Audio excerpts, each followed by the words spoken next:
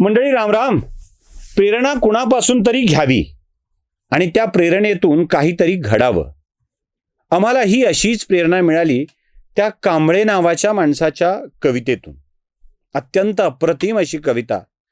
आणि ही कविता वाचल्यावर खरोखर त्या कांबळेचं कौतुक वाटतं, जो रडला नाही पण कणला, आणि कणता कणता लोकांशी लढला, म्हणून त्या कांबळेचं विशेष कौतुक. अर्थात हा कांबळे कोणत्याही माणसात आता फिट बसू लागला. म्हणजे ते रुमाल हलवीत जाणारा कांबळे, ईडीला न घाबरणारा कांबळे आणि ताठ मानेने जेलच्या बाहेर येणारा कांबळे बघितला की आमचाही ऊर असा गच्च दाटून येऊ लागला. आणि याची प्रेरणा घेऊन आम्हाला एक कविता करावी वाटली, ती म्हणजे आमच्या दादूची कविता. ही दादूची कविता फार रंजक आहे. हा दादू कोणी माणूस समजू नका. हा दादू कोणत्या जातीचा समजू नका. हा दादू कोणत्या पक्षाचा समजू नका. हा दादू एक प्रतिनिधित्व आहे. कोणाचं प्रतिनिधित्व आहे? आयुष्यात काहीतरी करू पाहणाऱ्या माणसांचं प्रतिनिधित्व करतो. पण काहीतरी करू पाहणारा हा दादू अंगात क्षमता नसताना काहीतरी करू पाहणाऱ्या माणसांचं प्रतिनिधित्व हा दादू करत असतो. म्हणून अशा आमच्या दादूची कविता मी तुम्हाला ऐकवायला आलेलो आहे.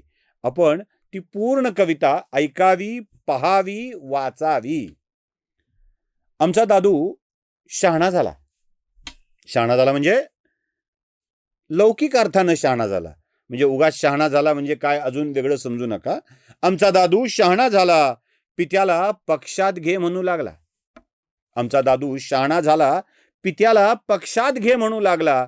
कारण आता पित्याचा वारसा त्यालाच तर चालवायचा होता. आमच्या दादूनं पित्याला शहाणा झाल्यावर पक्षात घ्यायची विनंती केली. आमचा दादू शहाणा झाला, पित्याला पक्षात घे म्हणू लागला. भाषण शिकून बोलू लागला. शिकावं लागेल ना. भाषण शिकून बोलू लागला.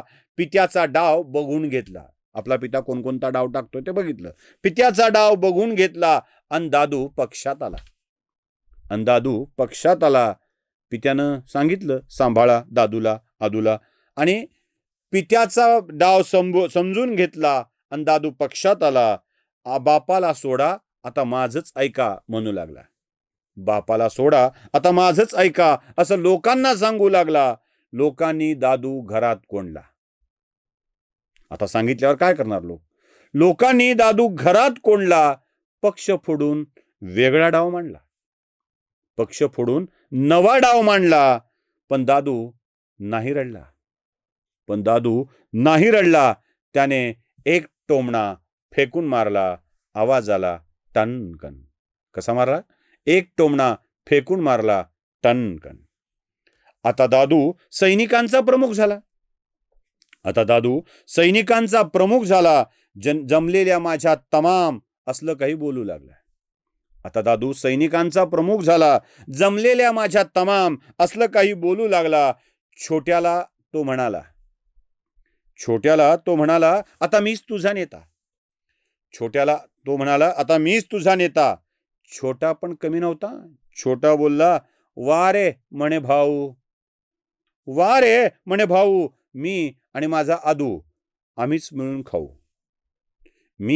माझा आदू आम्हीच मिळून खाऊ. छोट्याला नाही पडलं पसंत. छोट्याने परत घरात कोंडला दादूला. नवा पक्ष काढून मनसे डाव मांडला. मनसे म्हणजे आपल्या मनाचा डाव मांडला. आपल्या मनासारखा डाव मांडला. दादूला घरात कोंडून मनसे डाव मांडला. दादू पुन्हाही नाही रडला. फक्त तोच टोमणा दोनदा फेकून मारला. टन टन. दादू आता हुशार झाला होता.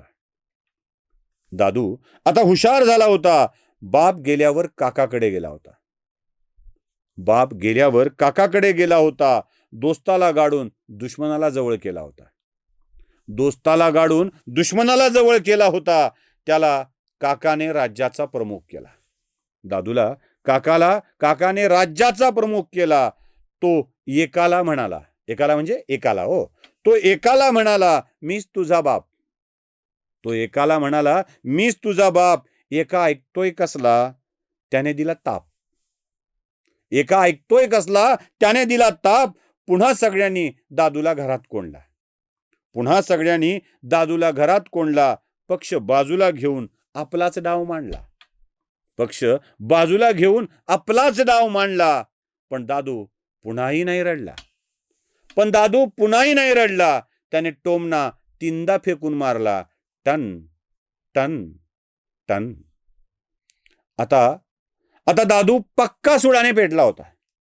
आता दादू पक्का सुडाने पेटला होता. तू तर नाहीतर मी म्हणून नको त्याला खेटला होता. तू तर नाहीतर मी म्हणून नको त्याला खेटला होता. घरातच बसून पुन्हा पुन्हा कोंडल्यानं घरात बसून बरं का, घरातच बसून ठोकू लागला हाबूक. घरातच बसून ठोकू लागला हाबूक. पण पुन्हा मावळ्यांनी ओढला मोठा चाबूक. पुन्हा मावळ्यांनी ओढला बघा चाबूक. आता दादूचा सगळाच खेळ मोडला. पण दादू अजूनही रडला. अजूनही नाही रडला. पण दादू अजूनही नाही रडला. त्याने 4 टोमणे फेकून मारले. टन टन टन टन. आता दादू लढतो आहे. आता दादू लढतो आहे. चिखलगाळ काढतो आहे. आदूला पुढे करतो आहे. दादूला जमेल की आदूला जमेल, की दादूलाही नाही जमलं ते आदूलाही नाही जमणार. कळावं तर लागेलच. आपणही प्रहरी बनून लक्ष ठेवूया. कारण घड्याळातलाही काटा आवाज करतो आहे. टन टन टन टन. नमस्कार.